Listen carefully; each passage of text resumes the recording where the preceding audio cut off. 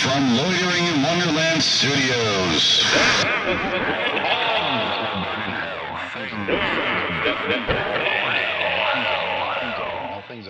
With Phoenix West. Hello, citizens. Welcome to Things That Will Burn in Hell. I'm Phoenix West. I'm that guy in that picture you saw from the intro where it scared the shit out of you because it was aggressively loud. That was me. Anyway, today's episode is probably going to get a lot of backlash because he's regarded as like this fucking like superhero of writing. He's good. He's a good writer. He also rips himself off every fucking two hours, and he just like keeps doing the same exact shit over and over and over and over. And everything that he's done that was good was not his. It was used by someone else and made into good, like Shawshank Redemption. I read the short story, didn't like it. Pretty terrible. It's very poo-centric. A lot of poo-related humor. Like, he crawled through a river of shit and came out clean on the other side. A little quote from the movie. In the book, it's like he had brown leather shoes, colored poo all over his skin. It's smeared with the pooey poo-ness that only poo could do over your poo skin. And it's like, good God, dude. And like, really graphic detail of how Andy Dufresne kept money up his asshole and kept it there for years. And he would pay for stuff with it. I'm like, I don't need to hear this. Why are you going in so much detail about his goddamn ass, you sexual weirdo? Stephen King is a sexual weirdo. He is a creepy, creepy fuck. Go back to It and read all about that teenage gangbang. I don't think they're teenagers. I think they're 11. Having a fucking gangbang in a sewer. What the fuck's wrong with you, Stephen King? Anyway, let's just get into it because I'm real excited now. Things That Will Burn in Hell, number 66. Stephen King novels and movies. The house that unoriginality built. AKA Captain Unoriginal. Granted, he was original at first, but has since become a sort of one-man recycle factory. He operates with what seems to be an out-of-a-hat process, meaning he fills out information about the storylines of his novels and puts them back into a hat.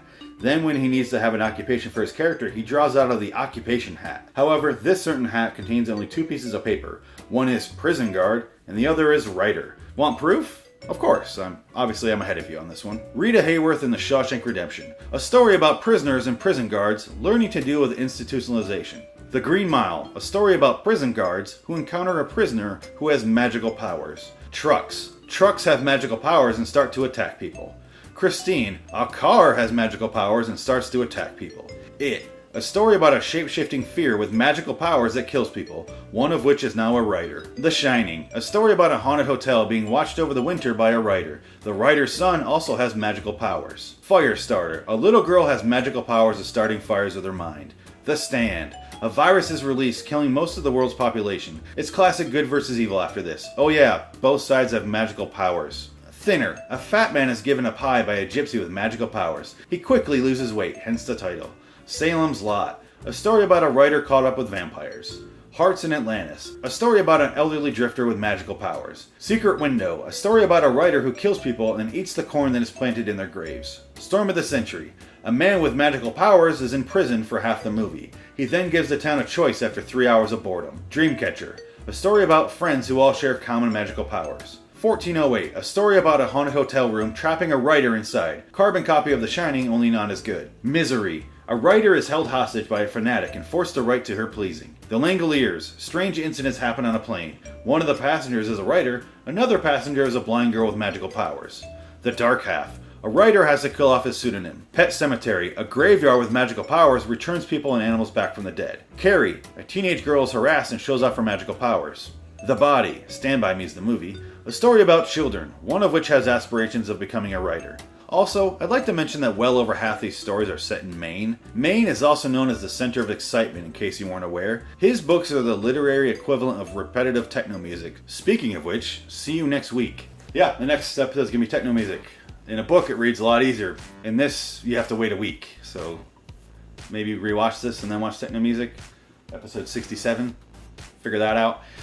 I like Stephen King. I really do. We just did a podcast on the podcast. That was a lot of the word podcast there. We reviewed different podcasts. Frank chose Pasta Cast, Creepy Pasta Podcast.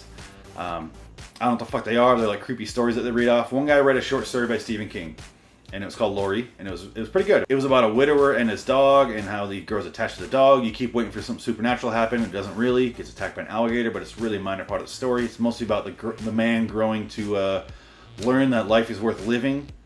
It's a sweet story. Stephen King is really fucking good at, and I mean this, because I talk a lot of shit about him, so let me give him his kudos. Because he has an impact on society, I can't deny that. I really do think he's a good writer.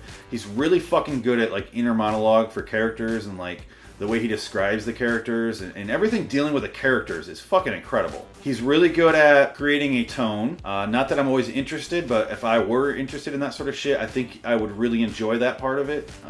For the most part, I don't. The cons of Stephen King. Way too much attention to detail for things that don't apply to anything. Like, I don't need you to describe a throw pillow and exactly what color it was for 45 pages. I don't need that. When he has dialogue between characters, it reads like a wooden Hollywood screenplay, like a made-for-TV movie, which is exactly what his stories become. So it's kind of just fitting. Maybe that's why all of his movies are kind of terrible. Really, most Stephen King movies are like made-for-TV ones and like miniseries. They're not very good. They're pretty fucking terrible.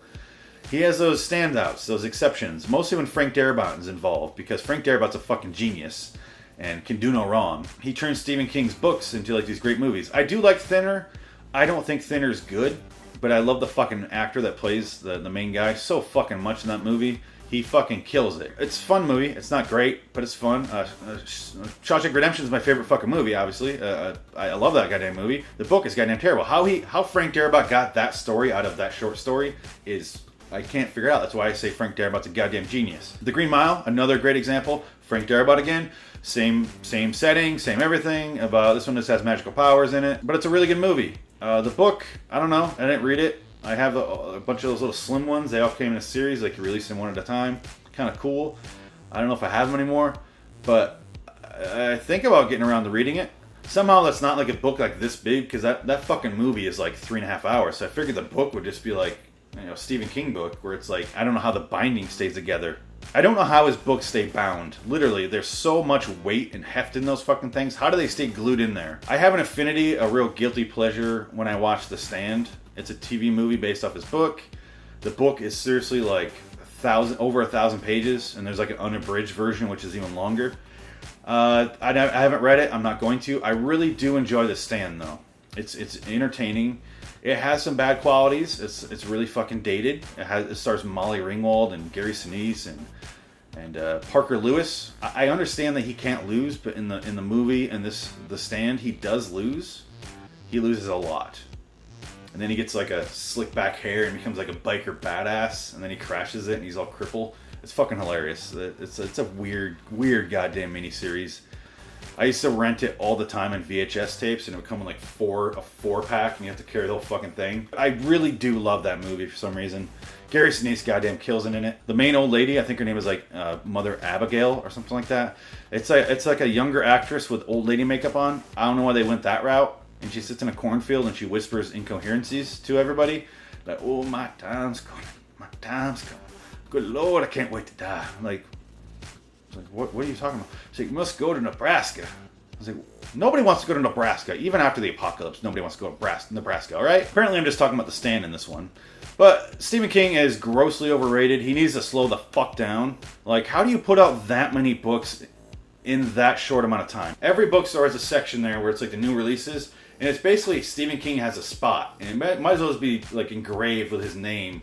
And even if you replace the book every 3 months... like a new book will go up here, it's going to be a Stephen King book, because he just is like this fucking factory. He must just have like monkeys on typewriter typing in. He's like, he loaded like little chips in the brain, and all the chips say like Maine, writer, magical powers, prison, 1940s, baseball, and then figured, put that and rearrange it, and like they pull out of the hat like I mentioned before, like, and then he has magical powers about playing baseball in Maine. Because it's the epicenter of baseball is Maine. Stop writing about Maine. Nobody gives a shit. Nobody gives a shit about Maine, dude. Nobody cares. I don't care. Fuck Castle Rock. Fuck you. With that being said, Steven, thank you for watching. I appreciate it. I really am a fan, though. I think you know. I think you know that you recycle from yourself too much. You're kind of like Woody Allen. You and Woody Allen have always been tied together in my mind. A, you're both sexual weirdos. B, you both just kind of put out things without really like refining it, and just kind of like, maybe I'll learn from that. And you're always kind of just learning through putting things out instead of like working on something for a while. And then you just kind of just do the same thing over and over for decades. just in repetition, and that's it. And you need to grow. You need to grow. Please grow. Go to lawstudios.com, check out the shows, check out the videos, Loitering in Wonderland on YouTube, loiteringinwonderland@gmail.com. I'm just going to wrap through it. I'm going to do the Micro Machine guide through this because you can read it on the screen. You can go over there, go to his websites and do that and check out Stephen King books. They're on sale. Go to Castle Rock and I'm going to until next time. In the meantime, I'm Phoenix West. I'll see your asses in hell where Stephen King is there waiting, writing 75 books about Maine.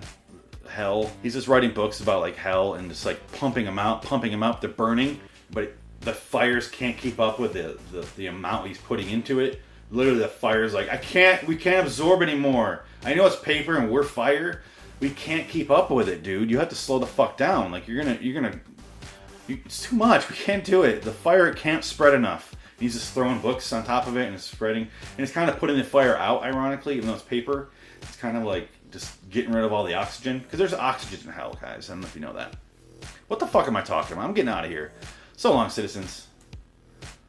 I'm Phoenix West. So long, citizens. I don't know what the fuck I'm talking about. Bye, Steven. Bye, Mr. King. Tabitha, I'm sorry. Are you guys still married? Why are you married to a sexual weirdo? You should have taken him aside when you wrote it and be like, are you sure you want to have the prepubescent gangbang in this? I don't know if that's a good idea, Steven. I think I want a divorce. So I'm going to get a divorce now. Bye. But I'm going to keep your last name because I want to be relevant.